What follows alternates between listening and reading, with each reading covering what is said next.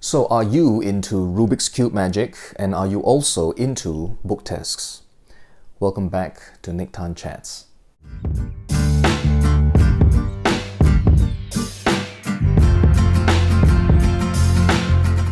So hi again guys, welcome back to the channel. Thanks for showing up, thanks for tuning in, thanks for spending some time with me today. My name is Nique Tan, and this is Nique Chats, my magic and mostly mentalism review show.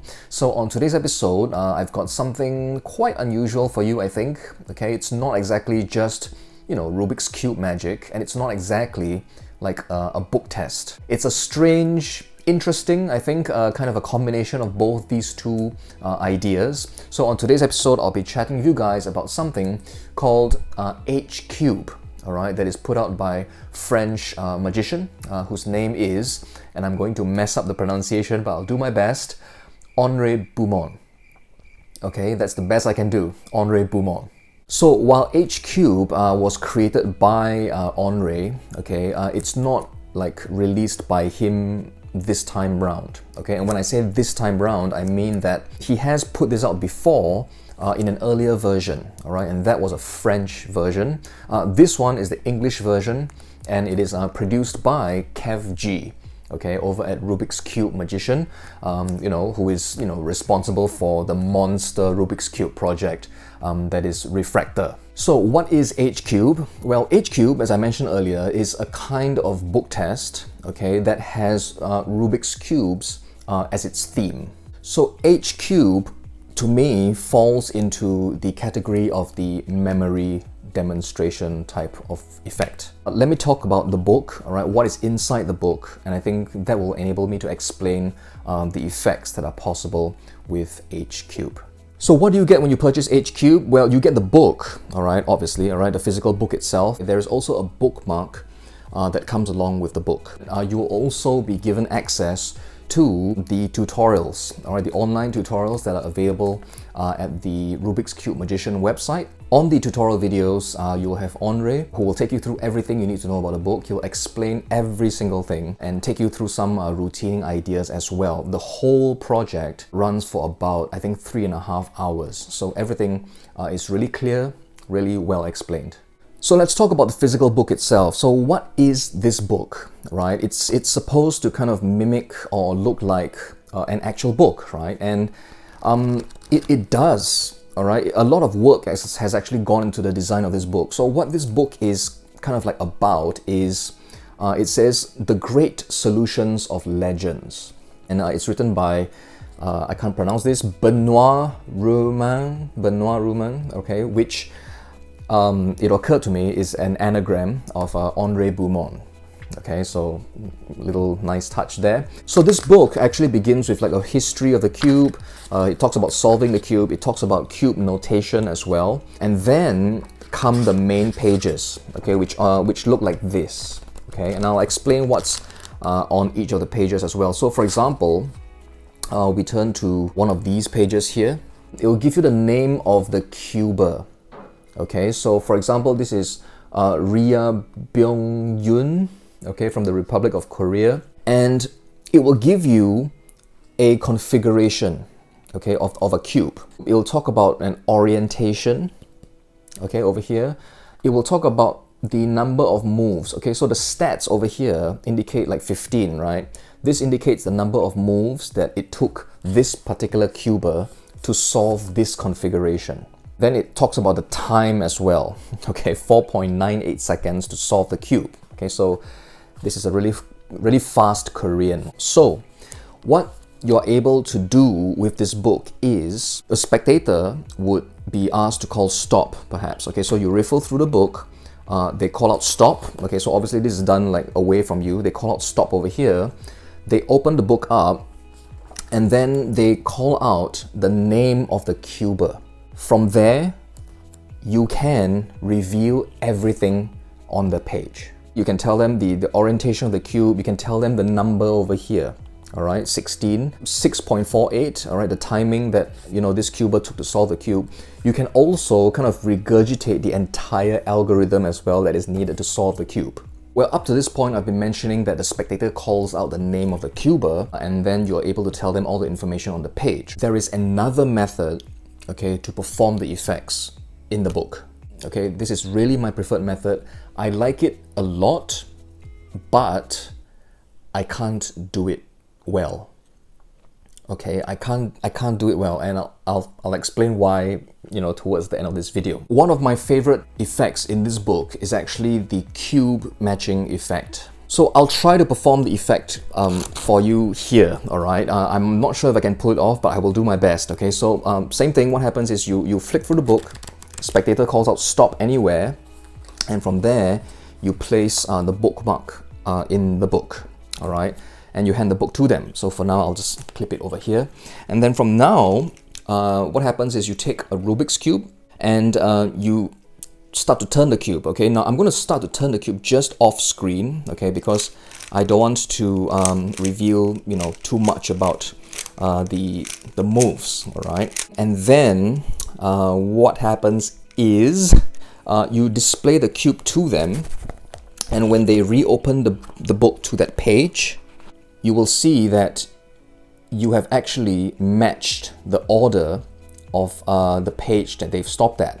Okay, so you can see that that's one side of the cube that you have matched with a rail cube over here. And then on the other side, okay, you flip it over, it'll be this one over here, all right, the other side of the cube.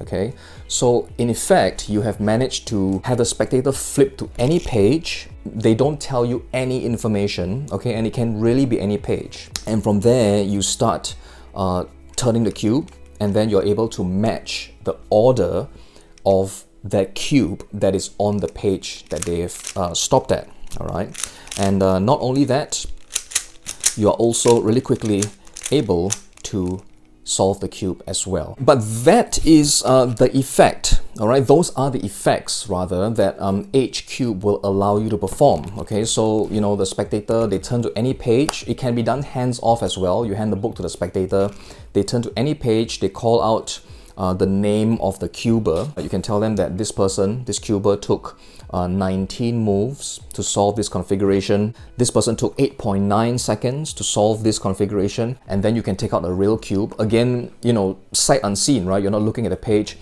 You start turning a cube and displaying a cube to them and say, if I remember correctly, this was her starting position. And then, when they compare it, right, it really is the same position that that is in the book. So I think that effect is really, really strong. So I think the question that comes to mind is, how difficult is this to learn? I will tell you this, okay, it's not going to be instant. Okay, you've got to commit to this somewhat, I think, and really put in some work. There is going to be some memory work involved. When I say memory work, it's minimal, okay, it really is minimal. You do have certain things that are hidden in plain sight that help you with that memory aspect, okay, of the routine.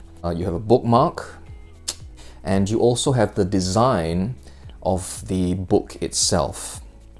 Okay, so yeah. So I think this would suit, a really hardcore Rubik's Cube magician. It is a book about, apparently, like this huge, Rubik's Cube competition, right? And it makes a note about all the the year that the competition took place, 2016, 2014, the name of this particular cuber. It sounds really technical, right? So they're like the number of moves taken to solve this cube, the time that is taken. So this, it's consistent with someone who really enjoys Rubik's Cube stuff.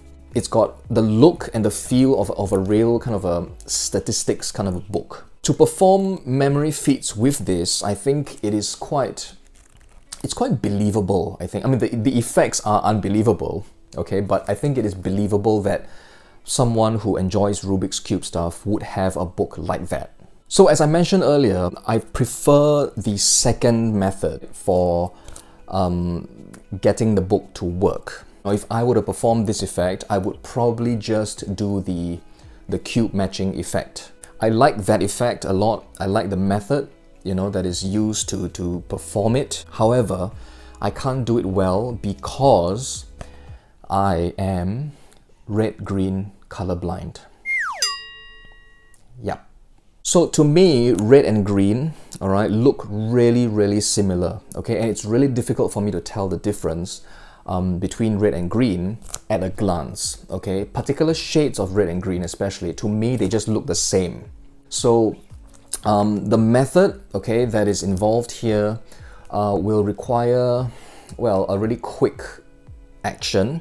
And during that action, it's really difficult for me to discern between red and green.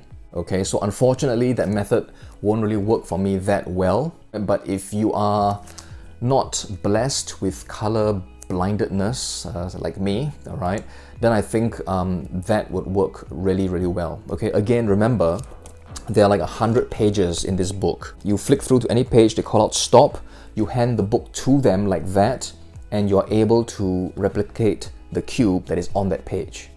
All right, I mean, think about that. The effect is quite strong. And also, I failed to mention this, right? You don't need to learn how to solve a Rubik's Cube to perform the effects in this book. Even if you wanted to perform the matching effect, you still don't need to learn how to solve a Rubik's Cube. All right, there's a simple algorithm, all right, that you do need to learn, all right, that I think most Rubik's Cube magicians will know already. And once you know that, okay, then you can perform any of the effects in the book, okay? You don't need to learn how to solve a cube. However, again, as I've said before when I've reviewed Rubik's Cube stuff, if you're going to be performing Rubik's Cube magic, just learn how to solve a cube, okay? I think it makes you as a person, as a performer, more believable anyway, okay? And you can get yourself out of trouble anytime, you know, during a performance, you know, or after a performance when you need to reset the cube. You know, you can do it yourself, right? You don't need to worry about, you know, I don't know how to solve a cube. All right, I'd like to thank Kev G over at Rubik's Cube Magician, okay, for sending me a copy of H-Cube for me to have a look at, for me to learn and chat about on this show. If you'd like to pick up a copy of H-Cube for yourselves, I will leave a link in the description box down below. On the next episode of Nique Chats, which I hope I can get to do really soon, I will be talking about a product that, well, let's just say lives in your pocket. So till the next episode, stay safe, take care of yourselves, have fun with your magic and your mentalism, and I will see you on a future episode of Nique Chats.